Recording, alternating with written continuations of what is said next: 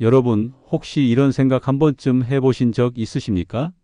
나는 평소에 양치도 꼬박꼬박 하고 있고 1년에 한 번씩 스케일링도 빠지지 않고 봤는데 왜 어느 날 갑자기 이가 시리고 흔들리고 심지어 빠지기까지 하는 걸까? 오늘 이야기는 조금 충격적일 수도 있습니다. 하지만 반드시 끝까지 들으셔야 합니다.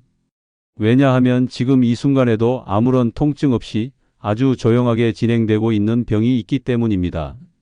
그리고 그 병은 우리가 대부분 전혀 모르고 지나치는 아주 사소한 부분에서 시작됩니다.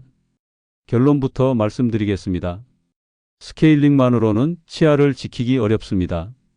그리고 단돈 몇만 원으로 충분히 막을 수 있었던 문제를 나중에는 수백만 원이 들어가는 치료로 이어지게 만드는 가장 큰 이유가 따로 있습니다. 그것은 바로 잇몸 속 깊은 곳에 숨어 있는 문제를 해결하지 않기 때문입니다. 오늘은 이 이야기를 누구나 이해하실 수 있도록 아주 쉽게 풀어서 말씀드리겠습니다. 지금 이 내용을 끝까지 들으시면 앞으로 치과에 가셨을 때 나는 왜 이런 치료를 받는지 정확히 알고 선택하실 수 있게 됩니다. 자, 먼저 하나 질문을 드리겠습니다. 여러분은 스케일링이 무엇을 하는 치료라고 생각하십니까? 대부분 이렇게 알고 계십니다. 치아를 깨끗하게 만들어주는 치료다. 치석을 제거해서 잇몸을 건강하게 만드는 관리다. 맞는 이야기입니다. 하지만 여기에는 아주 중요한 사실이 하나 빠져 있습니다. 스케일링은 어디까지나 눈에 보이는 부분만 정리해주는 치료입니다. 조금 더 쉽게 설명을 드려볼까요? 집 청소를 한다고 가정해 보겠습니다. 겉으로 보이는 거실과 바닥은 깨끗하게 닦았습니다. 그런데 소파 밑이나 장롱 뒤쪽, 그리고 보이지 않는 구석에는 먼지와 곰팡이가 그대로 남아 있다면 어떨까요? 겉으로 보기에는 아주 깔끔한 집입니다. 하지만 실제로는 건강하지 않은 상태입니다. 치아도 똑같습니다. 우리가 거울로 보는 치아 겉면은 스케일링으로 깨끗하게 정리됩니다. 하지만 진짜 문제는 그 아래 잇몸 속에 숨어 있는 치석입니다. 이 부분은 스케일링만으로는 해결되지 않습니다. 그리고 바로 이 보이지 않는 부분이 치아를 망가뜨리는 진짜 원인입니다. 여기서 많은 분들이 이렇게 말씀하십니다. 나는 아픈 데가 없는데요. 피도 가끔만 나고 그냥 괜찮은 것 같은데요. 바로 이 점이 가장 위험합니다. 잇몸 질환은 매우 조용하게 진행되는 병입니다. 충치는 조금만 진행돼도 찬 것을 먹을 때 시리고 금방 통증을 느끼게 됩니다. 그래서 자연스럽게 치과를 찾게 됩니다. 하지만 잇몸 질환은 다릅니다. 초기에는 거의 아무런 증상이 없습니다. 조금 피가 나는 정도, 가끔 붓는 느낌 정도로 지나갑니다. 그러다가 어느 순간 이미 상당히 진행된 상태에서 문제를 느끼게 됩니다. 그리고 그때는 이미 늦은 경우가 많습니다. 여기서 중요한 질문 하나 드리겠습니다. 잇몸이 망가지면 도대체 어떤 일이 벌어질까요? 많은 분들이 치아 자체가 약해졌다고 생각하십니다. 하지만 실제로는 그렇지 않습니다. 치아를 지탱해 주는 것은 잇몸뼈입니다. 이 잇몸뼈가 무너지기 시작하면 아무리 멀쩡한 치아라도 버티지 못합니다. 그런데 이 잇몸뼈는 통증 없이 서서히 녹아내립니다. 마치 땅속이 조금씩 꺼지는 것처럼 겉으로는 멀쩡해 보이지만 내부에서는 문제가 계속 진행되고 있는 것입니다. 그리고 이 과정에서 아주 중요한 역할을 하는 것이 바로 치석입니다. 치석은 단순한 찌꺼기가 아닙니다. 세균이 뭉쳐서 단단하게 굳은 덩어리입니다. 이 치석이 잇몸 속 깊은 곳에 붙어 있으면 끊임없이 염증을 일으킵니다. 염증이 계속되면 잇몸은 붓고 피가 나고 결국 잇몸뼈가 녹기 시작합니다. 여기까지 들으시면 이런 생각이 드실 수 있습니다. 그럼 빨리 치석만 제거하면 되는 거 아닌가요? 맞습니다. 그래서 필요한 것이 바로 잇몸 깊은 곳까지 청소하는 치료입니다. 이 치료는 일반적인 스케일링과는 다릅니다. 눈에 보이는 부분이 아니라 잇몸 안쪽까지 들어가서 치석을 제거하는 과정입니다. 이 부분에서 많은 분들이 걱정을 하십니다. 잇몸 안쪽까지 건드리면 아프지 않을까요? 하지만 걱정하지 않으셔도 됩니다. 치료 전에는 충분한 마취를 진행하기 때문에 실제로는 크게 불편하지 않습니다. 치료 중에는 약간 긁어내는 느낌 또는 사각거리는 느낌 정도만 느끼실 수 있습니다. 오히려 치료가 끝난 뒤에 약간 시린 느낌이 생기는 경우가 있습니다. 이 부분 때문에 많은 분들이 오해를 하십니다. 치료를 했더니 더 안 좋아진 것 같다. 하지만 이것은 전혀 잘못된 신호가 아닙니다.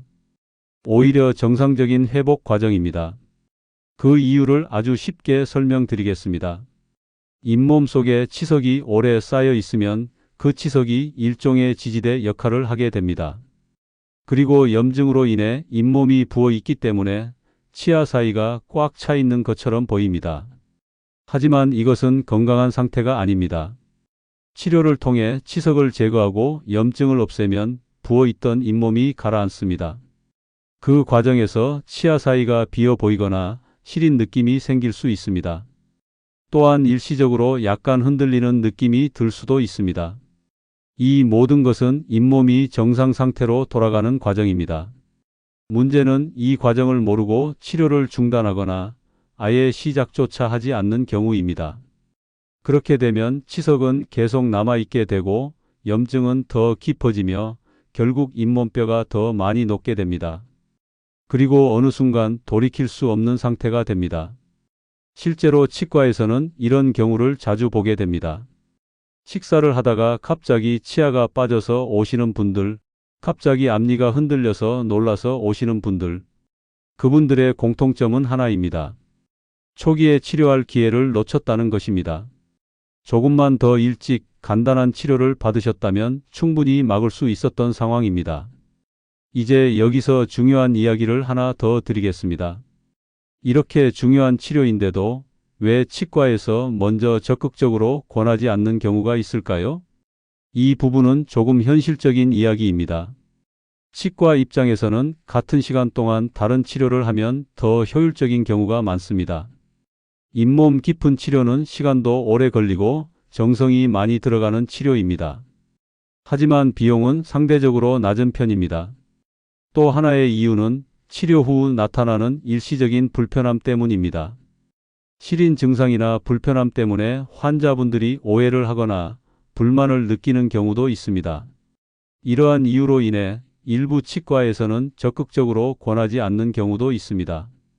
하지만 중요한 것은 이 치료가 필요하냐 아니냐입니다.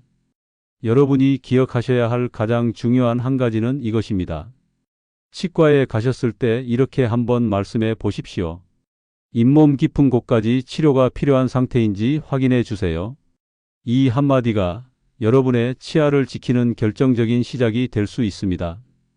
여기까지가 오늘 이야기의 중요한 첫 번째 부분입니다. 다음 이야기에서는 내 잇몸 상태를 집에서 확인하는 방법과 정말 믿고 다닐 수 있는 치과를 고르는 기준에 대해 자세히 말씀드리겠습니다. 이어서 계속 진행하겠습니다. 자, 앞부분에서 우리는 아주 중요한 사실 하나를 확인했습니다. 스케일링만으로는 부족하고 진짜 문제는 잇몸 속 깊은 곳에 있다는 점이었습니다. 그렇다면 이제 자연스럽게 이런 생각이 드실 겁니다. 그럼 지금 내 잇몸 상태는 괜찮은 걸까? 병원에 가기 전에 집에서도 어느 정도 확인할 수 있는 방법이 있습니다. 아주 간단하지만 굉장히 중요한 기준입니다. 지금부터 말씀드리는 세 가지를 오늘 저녁 양치하실 때 꼭 한번 확인해 보시기 바랍니다. 첫 번째는 색깔입니다. 건강한 잇몸은 연한 분홍빛을 띱니다. 부드럽고 자연스러운 색입니다. 그런데 거울을 보셨을 때 잇몸 색이 진하게 붉거나 검붉게 보인다면 그건 이미 염증이 있다는 신호일 가능성이 큽니다. 특히 특정 부위만 유독 붉다면 그 부분은 집중적으로 문제가 진행되고 있을 수 있습니다. 두 번째는 모양입니다. 건강한 잇몸은 치아에 단단하게 밀착되어 있습니다. 날렵하고 깔끔한 형태를 유지합니다. 그런데 잇몸이 부어 있어서 둥글게 퍼져 보이거나 물 먹은 스펀지처럼 투툼하게 올라와 있다면 이 또한 염증이 진행되고 있다는 신호입니다. 잇몸이 부어 있다는 것은 안쪽에서 세균과 싸우고 있다는 뜻이기 때문입니다. 세 번째는 피입니다. 양치할 때 거품에 피가 섞여 나오거나 아침에 일어났을 때 입안에서 피 맛이 느껴진다면 이건 절대 정상적인 상태가 아닙니다. 많은 분들이 이렇게 생각하십니다. 내가 칫솔질을 세게 해서 그런가 보다. 하지만 건강한 잇몸은 조금 세게 닦는다고 해서 쉽게 피가 나지 않습니다.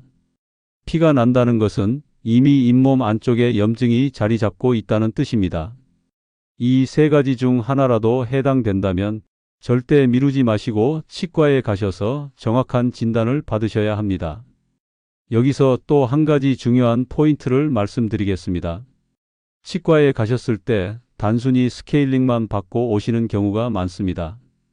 그런데 가능하다면 1년에 한 번 정도는 엑스레이 촬영을 함께 요청해 보시는 것이 좋습니다.